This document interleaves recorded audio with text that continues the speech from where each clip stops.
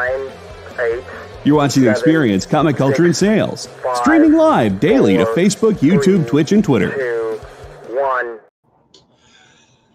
So the other day, we've been reminiscing about comic people, and I talked about how I'd met Jack Kirby and Stan Lee. But the first professional comic person I ever met was a writer named James Hudnall. And I've been thinking about James a lot lately, partly because Dan Brereton posted a cover that he had done early in his career for James' book, Espers. And if you're not familiar with James' work, he created the Espers series. He worked on Hard Case in the Ultraverse. He did a lot of stuff for Marvel. He was a prolific writer. And I got to meet him at the very first convention I ever did as a creator. And this was a convention I was somewhat part of. I was helping the guys put it together. And it was a horrific show. This was one of the worst conventions, not the worst, one of the worst conventions I'd ever gone to. But because there just wasn't that many people, so the creators all got to talk a lot. And I got to meet Joe Weems and Frank Berner and James. And I have to describe James because I am 6'6", and I weigh probably the equivalent of a 1968 Volkswagen Bug. James is bigger than me. James was 6'8", built the same, just big guy, huge. And we hit it off. We were both writers, and it turns out we had the same educational background, and we had the same prior career. I was still a RPG programmer, and he had just left RPG programming. RPG at the time was a business programming language, not a role-playing game thing. And yeah, I'm 6'6". So we're standing in one of the aisles, and we're talking, and we're just standing there, you know, and he's a little bit taller than me. And my mother came out to the convention because it was, like I said, at first it wasn't that far. And my mom came down the aisle and saw me standing there talking to somebody, and never in her life had she seen somebody bigger than me. She said it was the first time she ever saw me look up at somebody. But James was awesome. We became friends, and I put out my very first book, and he immediately had critiques, but it wasn't about the writing. He said, the first thing you have to do is you have to look professional. He said, you've got the art, you've got the coloring, the lettering isn't professional. And he said, what you need is professional looking lettering. And he sent me a font that I could use. And we had done originally, I've hand lettered books before, so I know that, but we were switching to digital for the first time and just didn't have a good font choice. So he sent fonts, he sent balloon fonts. He basically hooked us up and really helped out a lot. And we kind of stayed in contact. He's one of the people I consider kind of a mentor, you know, because like I said, we followed this. He was like 4 or 5 years ahead of me on everything I did. And he was about that much older. So just a really sweetheart of a guy, really loved his work and was so thankful. Now, a few years back, he ended up getting wounds on his leg that wouldn't heal. He was a vet, so through the VA, he ended up having a leg amputated, but still kept going for a couple more years. And then sadly, a few years ago, he passed away, and really was missing him, you know, missed talking to him, missed one of the pieces of advice he gave me, and it's a piece of writing advice I've always kept, is the audience loves a liar if they're in on the lie, which is what I think Loki does so well, because you know he's lying, you know he's scheming, and people love to see that when they know the truth. And that's one that always pops in my head when I'm writing characters and stuff, especially if I'm doing a con man, to have fun with it, you know, let the audience in on it. They love it. So, but Dan posting the Espers cover really hit home for me and reminded me about James. So I was thinking about that. There was a short-lived TV series called Harsh Realms. It was kind of a spin-off of the X-Files, but not. But it was done by Chris Carter, and it's based on a comic series that James co-created. So if you got some time, you want to look up stuff, look up Espers, ESPER. So it's like ESPers, Espers. Look up Hardcase, great series for the Ultraverse, and look up Harsh Realms. Those are all James's stuff. So, all right, stay tuned for the Dan Wickline Show.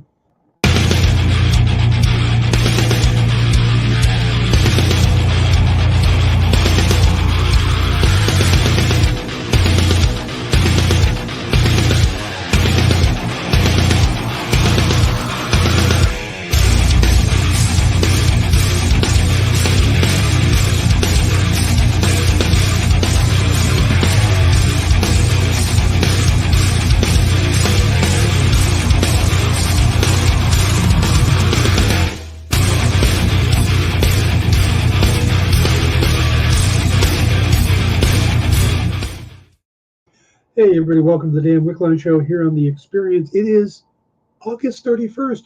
Tomorrow is September. Can you believe it? This month is flying by. We got a great show, great lineup today. After there's the What's in the Box. There is the Comic Book Beardies. If you missed them last week, they're back. And Mog and Mel have two guests tonight, and they're giving away art. So I think there's one or two pieces of art or two things they're giving away, but I know at least one. So check in on that. Let's see. We got Triple B here. Hello, Ed. Good to see you. Nita, good to see you. Clayton. All right, Jay. Good to see you all. Ed used to teach RPG. Yeah, I spent 13 years as an RPG programmer. Hated it. Hated it. I used to work very fast, and I'd work in an industry that wasn't used to working fast. So I would do my job, or worse, I would not do my job until the last minute because I knew I could do it in a day or two when they gave me 3 weeks to do something. And I would write scripts at work, waiting. So yeah, I always felt like I was just wasting time. I should have been home writing instead of sitting there doing nothing. So, but yeah, RPG is a fun, interesting language. It's one of three I know. I also know COBOL. I know some HTML. I worked on a proprietary language called Javelin for the Australian Air Force one weekend. That was weird. So. Jay says I'm a Giant. Maybe more of a Dodger fan than a Giants fan, or more of a Panthers fan than the Giants, depending on which sport you're looking at. All right, guys, we've got some news. We're going to talk about Ahsoka. I'm going to let you in on something I'm going to be doing, and we got some key collectibles. We're going to keep with the Jack Kirby thing, so we've got another Jack Kirby themed key collectibles today. So, all right, let's jump into the news.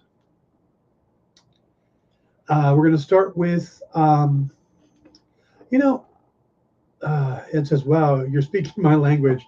I taught COBOL, Fortran, Pascal, RPG, HTML, C, Basic. Wow, you taught all of them.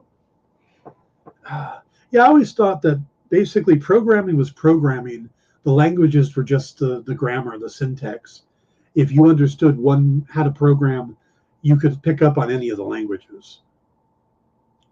But, yeah, COBOL was such a dog. Never got into Fortran. I did look into Pascal for a while. Basic and C, yeah. Yep, once you learn how to program, it's just a matter of syntax. Exactly. Yeah, the problem with COBOL is there's a phrase, perform. You would tell the computer to perform a function. The problem is you could misspell perform so easily.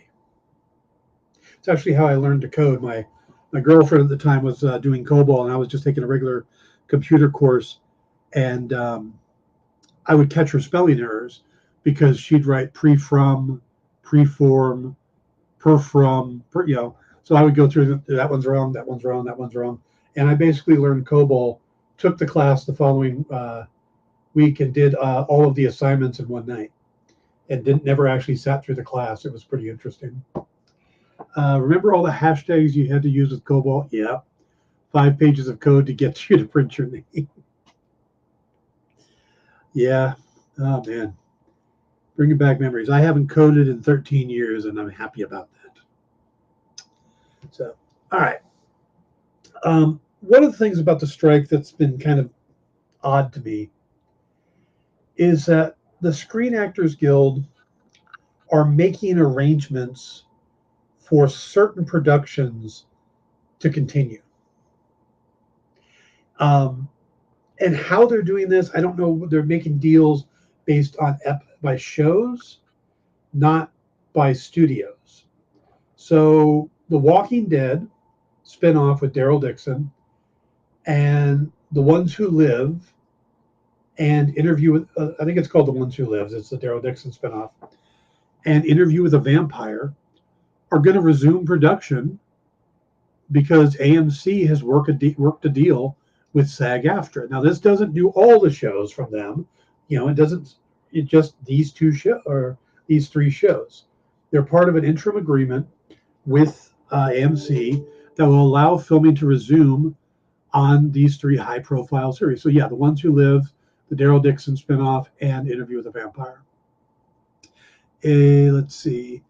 AMC Networks is a member of the AMPTP, who are the ones that they're going up against, but is not among the studios involved in negotiations. They mark the most significant television properties to strike an agreement since the actors walked out. Other series on the interim agreement list include The Chosen, Apple's Tehran, which is actually had an agreement due to it's an international series. Howland Harper, an indie series from Cha Cha Real Smooth. So I'm not sure why they decide which ones and not, but I guess it's a choice between allowing them to produce or having them be canceled. That's possible. Oh, The Ones Who Live is the Andrew Lincoln and Dana Guerrera series, while Daryl Dixon has his own series. So, but yeah, I guess those going to keep moving forward. Go figure. Let's move over to you guys remember when Jeopardy was looking for a new host? Alex Trebek had sadly passed away, and they were bringing in a bunch of celebrities: Aaron Rodgers, LeVar Burton, Mayim Bialik, and they finally decided on the former champ Ken Jennings and Mayim Bialik. But one of the popular ones was LeVar Burton. A lot of people wanted to see him, and he really wanted to do it. He almost had to petition to get himself on the show. Well, they didn't give him the final gig, but the CW is now closing on a deal to turn Trivial Pursuit into a game show hosted by Burton. Now, it's been almost 2 years. They've been trying to get this thing put together. So having him come in, it was 2 years, yeah, or was it 2 years since his? It's 2 years. Has it been 2 years since he did the fill-in episode? Wow. Burton was a popular Jeopardy host, but didn't land the full-time job. He told The Daily Show's Trevor Noah that he was looking for the right game show to host. He will also executive produce the series. This is coming from E1, which used to be owned by Hasbro, but is now part of Lionsgate. So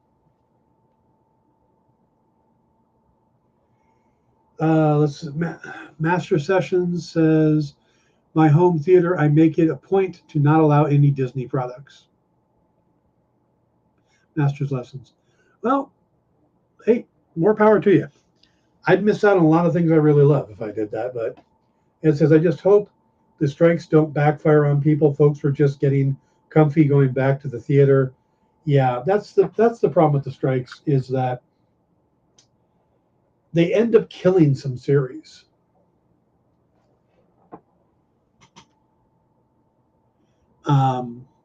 Yeah, they kill some series, and just, you go back to the previous strike and you can find series that were making their debut and then suddenly were gone because they weren't able to build an audience. This is kind of what Stephen Amell was talking about with Heels. When the second season of Heels came out, he wasn't able to promote it. He wasn't able to talk about it. And it was frustrating for him because he loves that series. He's put a lot of effort into that series, and he couldn't go out there and promote it. And so he wasn't a big fan of the strike. I get that. You put a lot of effort into a series, you want it to work. So I hope they resolve the strike thing quickly. So, all right, let's move on. This is kind of interesting. Gwyneth Paltrow was hosting a personal Instagram story where she was doing Q&A, and she kept being asked the exact same question. Some variation of, why did you stop doing Marvel movies? Are you going to come back to Marvel movies? Why did you stop with Endgame? And she finally responded with, oh my God, stop yelling at me. We just stopped doing it because Iron Man died. And why do you need Pepper Potts without Iron Man? I don't know. Call up Marvel and yell at them, not me. I'm just sitting here. So this poor woman is just having to deal with all these people acting like she chose to leave. Robert Downey Jr. chose to leave the Marvel Universe. I don't think it was her decision. And yeah, she's right. Without, Tony Stark, is Pepper Potts really going to be front and center? Now, I could see her popping up. I thought it was interesting. She showed up in one of the What Ifs as a character. So I could see her still having some relevance, but I don't see her being a major star. And would she be interested in coming back for such a short stint? So in my DVD collection, I have the whole run of House MD. Loved House, and I think it was season 5 when the last strike happened. There was only 13 episodes that season, and the rest are 24 episodes. Yeah.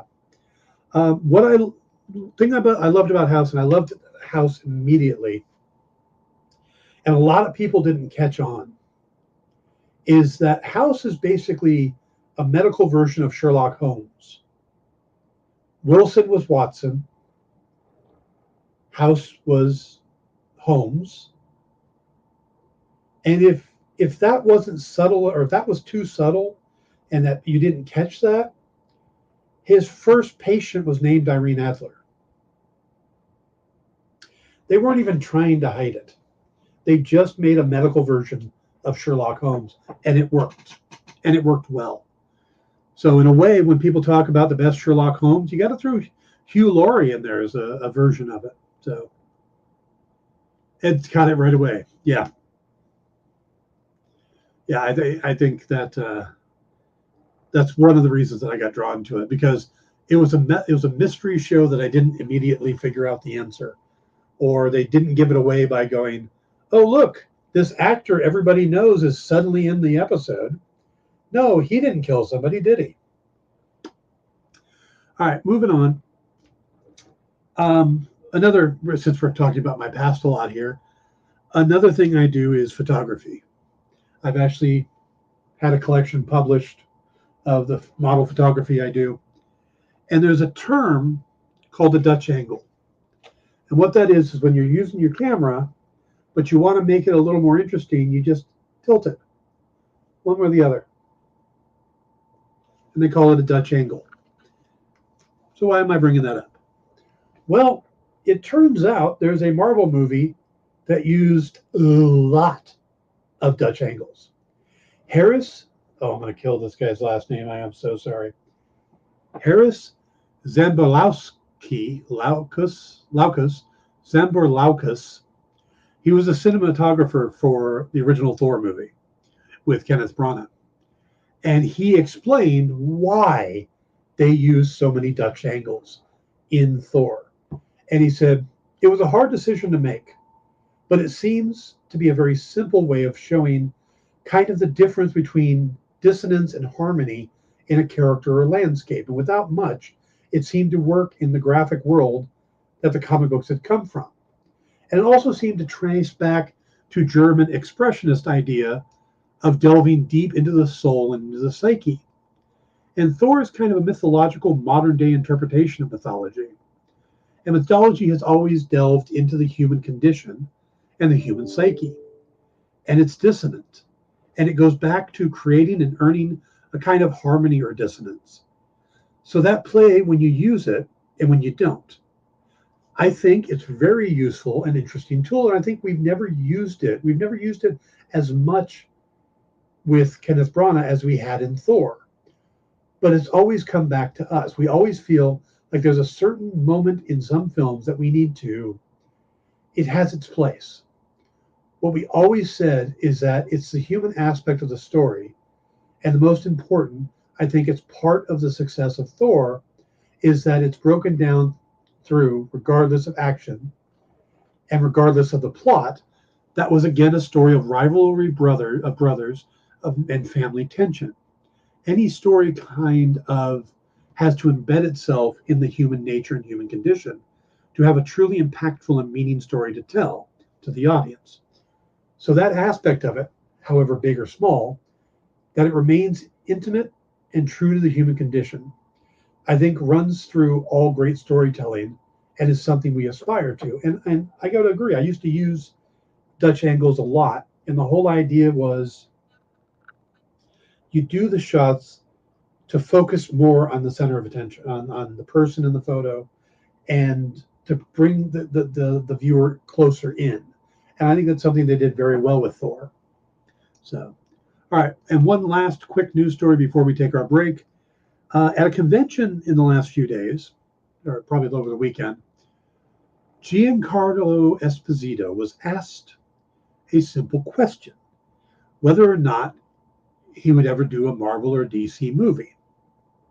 Now, of course, he's in Breaking Bad, he's in The Mandalorian, he's in The Boys. So he shows up in a lot of these kind of genre stuff. So it doesn't seem like it's that far out, but he hasn't done anything with the big two. Well, it turns out he's at least had discussions with James Gunn about maybe doing something with the new DC. And I've got to say, when I heard that, and I realized it could be just about any person he could play, but it really comes down, how cool would Giancarlo Esposito be as Lex Luthor? And I realize he's much older than, if you want them to be contemporaries, but you don't have to. But he would be an interesting Lex Luthor. He could even be an interesting Brainiac. I think he's got such a delivery and stuff. He could be an excellent villain for Superman. But he could also be Perry White. So who knows? All right, guys, let's take a break. And when we come back, we will talk Ahsoka. Be right back. Join the party. Head over to our link tree to find all the links for everywhere the experience is, all the time.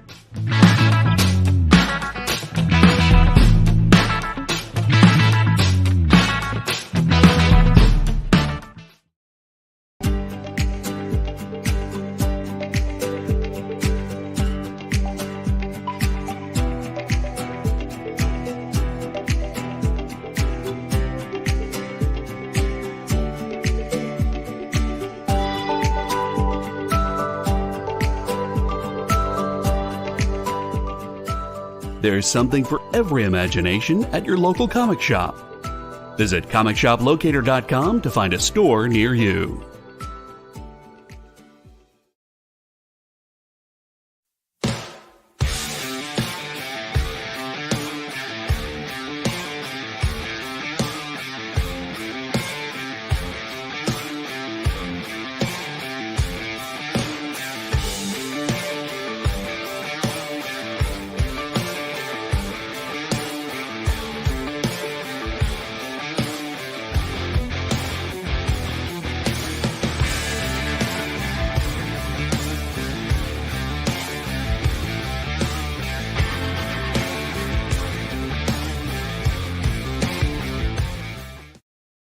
According to a statistic that I just made up, people spend 4 hours a day changing the television channel. People who watch The Experience don't do that. Save yourself a ton of time by tuning into The Experience and enjoying our new original programming 7 days a week.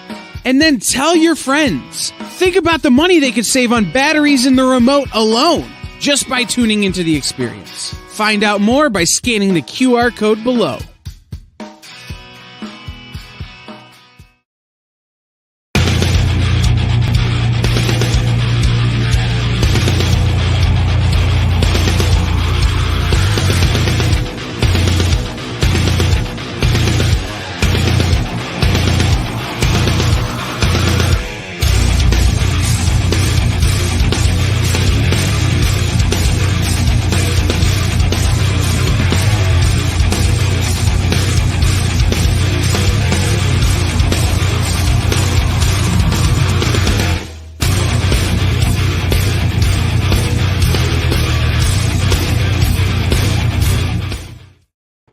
Everybody, welcome back to the Dan Wickline Show here on The Experience. Please hit the like and subscribe buttons. And I'm going to ask you this before I tell you this thought I had. Ed talked about the fact that they were constantly looking for lupus on House, and they were. It was all, it's never lupus until the one episode it was finally lupus. But I think what they should have done was had an episode with Quinn Smith as a guest star. Quinn Smith was a child actor from the 70s and the 80s, early 80s. He was in the Bad News Bears. And in the Bad News Bears, he played Timothy Lupus. Just that episode, they could have had House look at him and go, wait, you were in the Bad... Hey, everybody look, it's Lupus. I would have done that if I was the showrunner, but that's probably why I'm not a showrunner. Because about 3 people would actually get that joke. But those 3 people would love me. Okay. Let's get into Ahsoka. This was a pretty interesting episode. Oh, let's see what Ed said. Ed says he really liked episode 3, but they owe us like 20 minutes at least. That was such a quick compared to the first 2 episodes. I hope this doesn't become the norm for the series. Actually, the second episode and the third episode were similar in length. Episode 4 is going to be in the 40-minute range, so it's going to be about 5 minutes longer or more. But it was just the first episode that was long. It was 50 some odd minutes. If they did this as a movie, it would be 2 hours, and we're already going to get 8 episodes. So it's already going to be like 4.5 hours, even a half hour an episode. But this one didn't feel as quick to me as some of the short episodes. There's a lot of episodes that just feel short. But we got to that final moment with Baylan Skoll standing there, and I'm like, wait, I think they're going to end it here. And it didn't upset me. I thought we got a lot in this episode. They're doing something kind of interesting here. And I think this is as much for viewers who have never watched Rebels and the Clone Wars as it is for those who have. The relationship between Ahsoka and Sabine Wren, we never see it. We never see her as the Padawan. We never see Ahsoka training. So if you're watching this and this is the first exposure you have to Rebels, you didn't miss like a handful of episodes with them trying to be master and apprentice or anything like that. They don't exist. So they're trying to establish that connection for everybody. And they do a pretty good job of it here. Not only through the training stuff, but with them working together during the dogfight.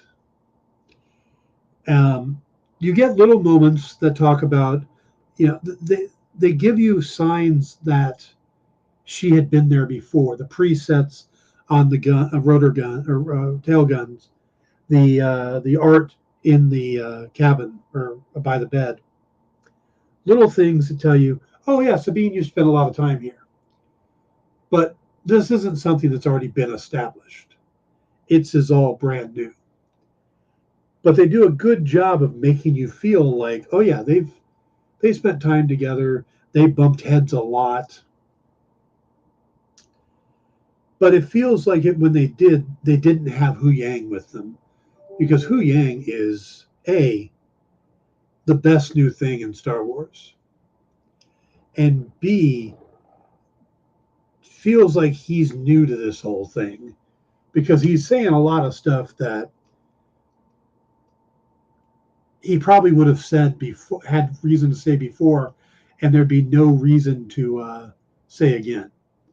Like pointing out that she is the least adapted to the least force sensitive of anybody the Jedis have ever taken to train. You don't need to point that out more than once. Once you say it, it's kind of good there.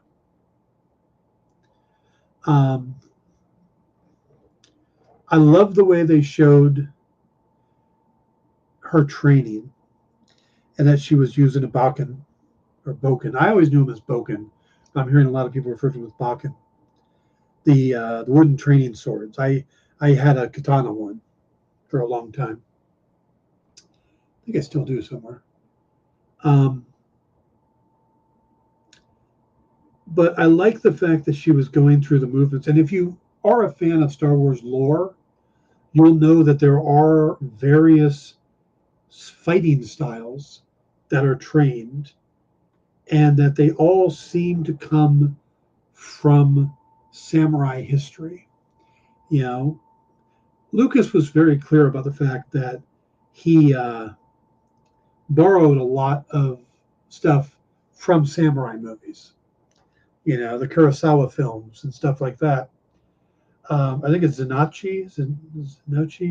There's a blind samurai that had a series of films, and they even use his name as one of the fighting styles.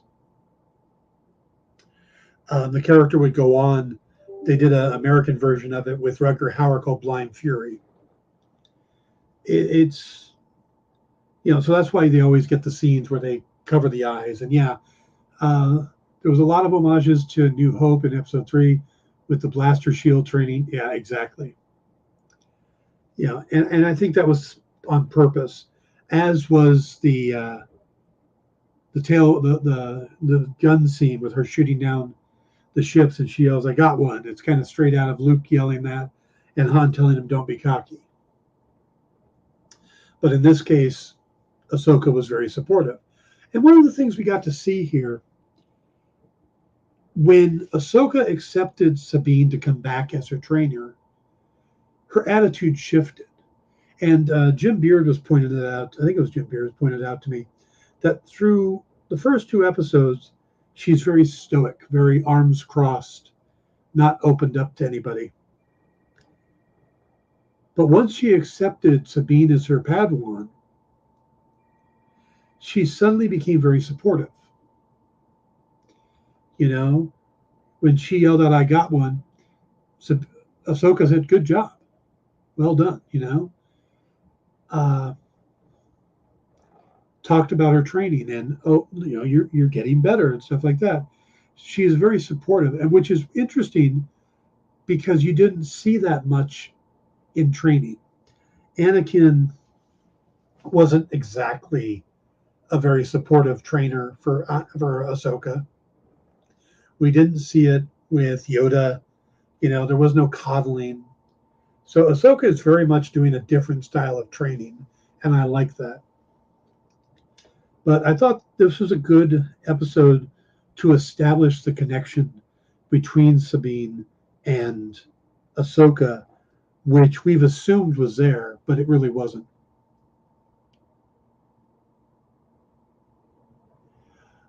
Yeah, we're going to talk about the Purgils, Ed.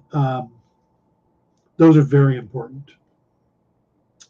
History of the Purgils, from what I know, they're intergalactic space whales that have the ability to migrate using hyperspace.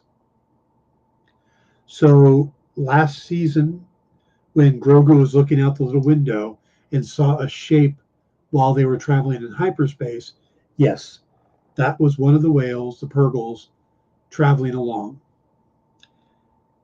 They basically introduced hyperspace travel to the rest of the galaxy.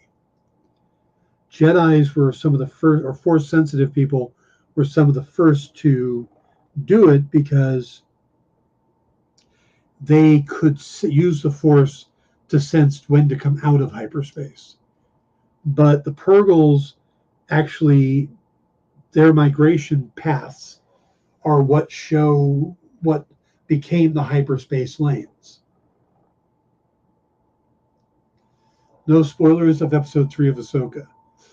Yeah, we're kind of spoiling. We probably should put the spoiler thing up. Forgot about that.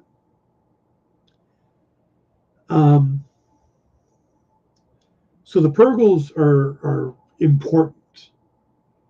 And the Purgils can also migrate through to other galaxies. And that's kind of what we're seeing. Yeah, Purgil. Pergil. You would only know of them prior to this if you watched Rebels. Ezra, the guy, the friend that they're looking for who disappeared with Grand Admiral Thrawn, he connected to the Purgils.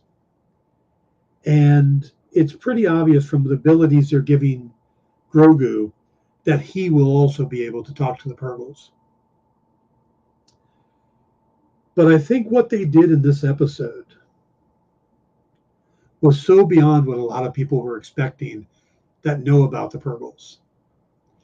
Yeah, the cartoon series. This was near the end of the series. For those who haven't seen it, and what Ezra did was he convinced the Purgils to not really attack, but basically fly into Grand Admiral Thrawn's fleet and carry them with them in a hyperspace jump and drop them into another galaxy. Yes, for anybody for other people who non-Rebel viewers again, the little boy with the green hair, it's hard to tell it was green, but it's green. That's Jason Syndulla. That is Hera's son. And if you're wondering why he doesn't have the head tails, it's because his father was human, was a Jedi named Kanan Jarrus, and who sacrificed himself at the end of the Rebel series as well. So this was we never really met Jason until the very final episode of Rebels. In the final episode of Rebels, we saw a lot of different things, one of which we're introduced to Jason, and it's Jacen. And he is named after I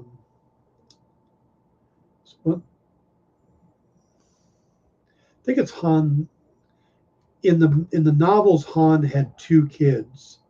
I think it was Ben and Jason. I could be wrong, but I'm pretty sure it was I think he's Han's kid, and he's named after that since they didn't end up using him in the series, so they borrowed the name Jason to give it to Jason Syndulla. Jason eye colors are brown in live action. 1 second, please. Sorry, I forgot to turn that off. Jason's eye color is brown in live action, like they did to Saw Gerrera in Clone Wars. He was later blue, Rebels to green, Rogue One to natural African brown eyes. When Hera was trying to convince the hologram senators to allow her to take a fleet out to check out what Ahsoka and Sabine were doing, to check out the information they got. When they said, well, could you step outside and we'll talk? When she walked out there, her son there, the young boy, and Chopper were out there. By the way, if you haven't realized, if you listen closely, you can understand what Chopper says, and he's voiced by Dave Filoni. And sometimes he curses. It's never very nice. You also hear him referred to as a war criminal. And again, you go back to Rebels, you'll find out that he did some nasty stuff. So he's a pretty interesting droid. In Rebels, Jason's eyes are blue in animated. Interesting. I didn't pay close enough attention to caught that. But that's a good catch. Have to see what they do with that. Filoni is usually pretty good about catching those kind of things. But so I think in this episode we see a lot of really good action. And that's what it gives us, because it's a slow opening with the whole training and stuff. But then we finally get to the big action. And I thought it was great. The dog fighting, it felt like Star Wars to me. The good dog fighting episode. And there was some really suspension of disbelief moments when Ahsoka actually goes outside the ship to fight. But I thought it actually worked pretty well. And, I'm a little surprised they've already done the confrontation thing. But now that they got cut off, I think at some point Hera is going to put together a ragtag team to come looking for them. And there's a good chance we'll get the rest of the rebels. We'll get Zeb, Chopper, maybe a few extra friends, because we saw Zeb in The Mandalorian as well. If you remember, there's an episode where it takes place in the bar where I can't remember the name of the pilot that goes and tells Mando that Navarro is being attacked by pirates. He ends up talking to Zeb, the alien creature, in the bar, and then he goes to Coruscant and tries to get help. Well, that guy's one of the rebels as well. He's one of the squad. So I have a feeling he'll show up again too. So it should be interesting. But yeah, there was a lot of really good dogfighting in there. The ships were a little reminiscent of the prequel series, the headsets they were using, stuff like that. I think it was a pretty strong episode. I think with the first two, it raises the caliber of the series pretty well. So, Saw Gerrera did suffer Imperial bioweapon called Tecton poisoning, which sort of explained why he had eye color changes over the years. Okay. Ed says, Ahsoka fighting out in space was a Kevin move.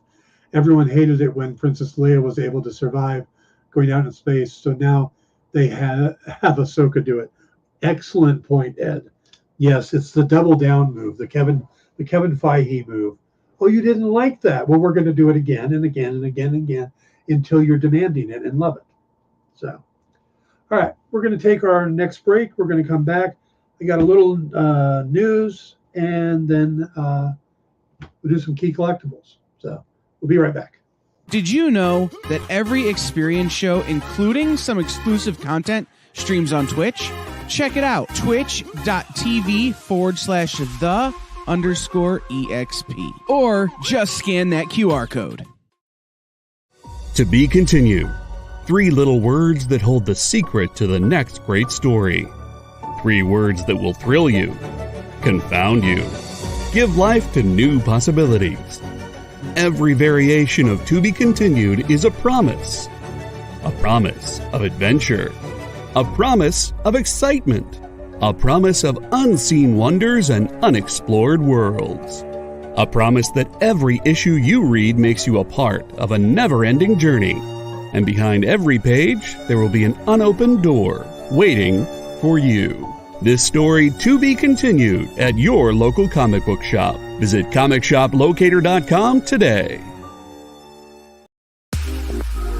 You know how when you go to Comic-Con, after Comic-Con, you go to the hotel bar, and there's a whole bunch of people playing music and dancing, and you've got Pikachu and Lara Croft Tomb Raider doing the cha-cha slide just down from Deadpool and Batman and Wonder Woman? That's every Saturday night over on the Experience Twitch channel. Join Taji Beats for the EXP Dance Party, exclusively on Twitch, twitch.tv/the_EXP.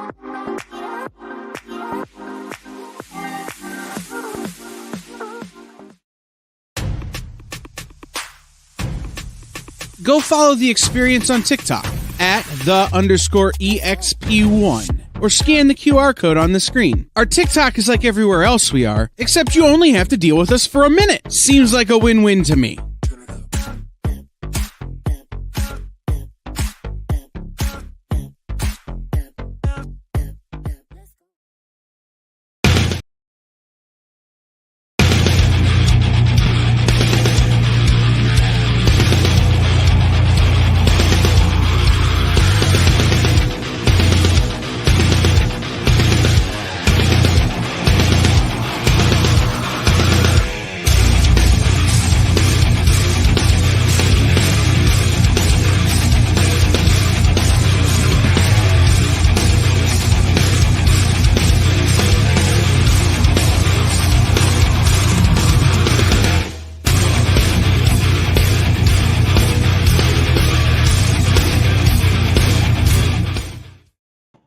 Welcome back to the Dan Wickline Show here on the Experience. Remember to stick around for later on What's in the Box, Sketch Up, and the comic book Beardies. We got a good show lineup tonight. Let's go ahead and do the key collectibles. And yeah, we're doing some obscure heroes from Jack Kirby, ones that you may not remember. This is Black Racer from New Gods number 3 in 1971. He was the physical embodiment of death. I always felt like he was like, I'm going to make the Silver Surfer again, but I'm going to do it over in DC, and this is what he's going to be. This only goes for $55 on the high end, $15 on the median, $5 on the low end. They did a comic series in the 70s literally called First Issue Special. And in the first issue of First Issue Special from 1975, he introduced a character called Atlas, a man with incredible strength, and he comes from an ancient time period and then gets dropped into the modern day. High end here is about $10, median's $2, low end is $1. He created Captain 3D. This was because in the 1950s, 3D was all the rage. Captain 3D number 1 from 1953 was the first appearance of the character, and it came with not one but two pairs of 3D glasses so you could read with a friend. High end on this was $18, median $5, low end was $1. This was part of a lawsuit benefit that he did. He created a character called Destroyer Duck, came out from Eclipse, and this is the first appearance of Destroyer Duck. from 1982. High end on this was $50. Medium was 15. Low end was 5. Star Spangled Comics number 7 from 1942. This is a character you may actually recognize, the Guardian. This is Jim Harper, who would go on to be a couple different characters, and other people would become the Guardian. But this is the original Guardian created by Jack Kirby. High end on this is $4,500. Median's $1,300. Low end is $450. In Mr. Miracle number 7 from 1972, he created a character called Kanto. Kanto is Darkseid's master assassin. But I want you to take a look at that costume over there. He's the guy with the yellow beret on with the white cape and stuff. That's supposed to be an assassin. You're not supposed to see him coming. He's supposed to be able to sneak in and kill you without people knowing. He's an assassin. Definitely didn't follow in the ninja motto or motif, did he? No. High end on this is $40. Median is 10. Low end is 3. Manhunter. There's been a lot of different Manhunters in the Marvel Comics. Jack created the Mark Shaw Manhunter, who would also go on to be other characters as well. This was another first issue special, number 5 from 1975. And the high end on this is 15, the median's 5, low end is $1. And my guess on what this book was basically a bunch of new characters that they were doing the first issue of, but they did it all in one series. Not a bad idea, actually. Could have used a better name, though. All right, what else we got? Clarion the Witch Boy. He still pops up. People still use him, but it's such a silly name. This was from the Demon number 7 in 1973. Clarion made his first appearance here, but mainly they called him Witch Boy. That was going to be, he's going to be Witch Boy. But no. They stuck with Clarion the Witch Boy. High end 70, median's 20, low end is 5. In WoW Comics number 1 from 1940, and WoW Comics would go on to be DC. This is the first appearance of Mr. Scarlet. What's more important is also the first time the phrase Gotham City was ever mentioned in a comic. Now, you also got the appearances of Adam Blake, Diamond Jack, Jim Dolan. It was very pulpy at the time. The high end on this was $16,000, median was $3,600, low end is $1,200. So it came out after Batman, but this is where Gotham City gets its name from. And I love this one. This is the final one. From Marvel Mystery Comics number 13, Jack Kirby created the Vision. That's him up there with the green skin. Now, this isn't the Vision that you know, the android who marries the Scarlet Witch. This is a precursor to that Vision, also known as Arcus. And he was a superhero in the 1940s, along with Submariner, the Human Torch, the Angel, and Captain America. And he does pop up a few times in modern day. But yeah, Marvel Contest of Champions even made him a character you could play. Yeah, he's a pretty interesting character. High end on this is 10 grand, median's 3, low end is $1. So, all right. One last bit of personal news before I go, and got a meeting I have to go to, so I can't stay long. But for some of you know that I have a novel series basically called Lucius Falk. This is the first book, Deadly Creatures. I wrote a good majority of this live on Twitter because I'm crazy. There are 3 books in the series.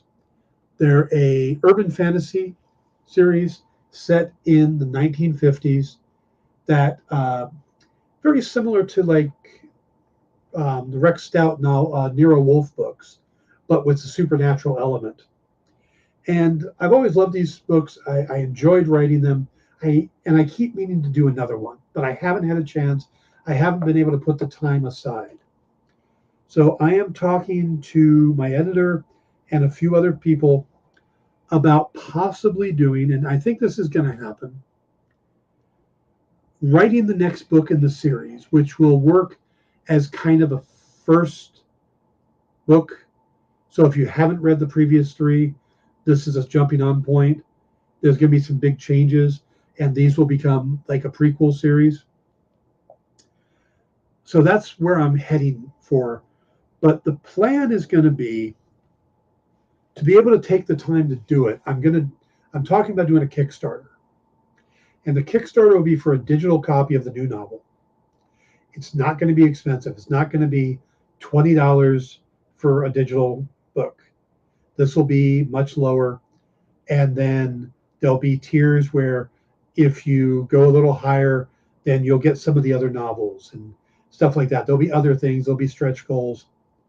But the basic idea is I just want to raise enough money to kind of cover the costs and just to put this together. Then I'll go out and I'll pitch it to a publisher and try to get a major deal. But to start with, so that's what I'm thinking of doing. I'm hoping to get this up and running over the next couple weeks. I've always wanted to connect them. And I have an idea in the story how to connect them.